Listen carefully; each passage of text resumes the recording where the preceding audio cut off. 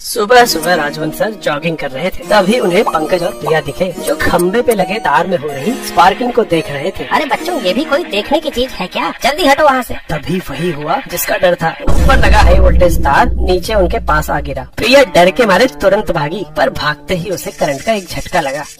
हाय रे, मैं तो पूरी हिल गई। ये तार से दूर खड़ी थी, फिर भी इसे करंट लग गया। मैं पास खड़ा हूँ, फिर मुझे झटका क्यों नहीं लग रहा? वाह बेटा, मुश्किल घड़ी में भी क्यूरियोसिटी। वहीं खड़े रहो, भागना नहीं। सर, बिना भागे यहाँ से कैसे निकलूं? करंट हवा से तो आया नहीं, तो जरूर जमीन से ट्रैवल कर रहा है। तो मुझे क्यों नहीं लग रहा? उसी वजह से जिस वजह से इस तार पे बैठी चिड़िया को करंट नहीं लगता।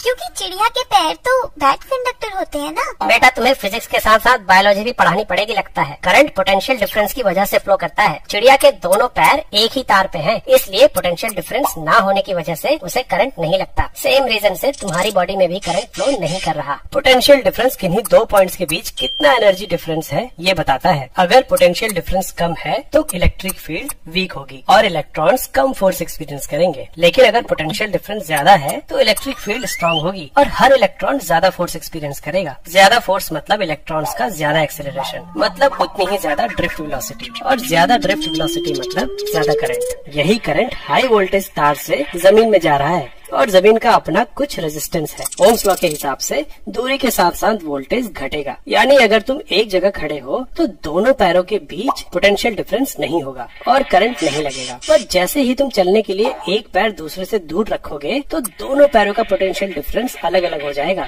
और बॉडी से करंट फ्लो करने लगेगा। मतलब पैर ज्यादा दूर नहीं रखने हैं। हाँ, दोनों पैर पास रखो और कंगारू की तरह फुदक फुदक के वहाँ से निकलो।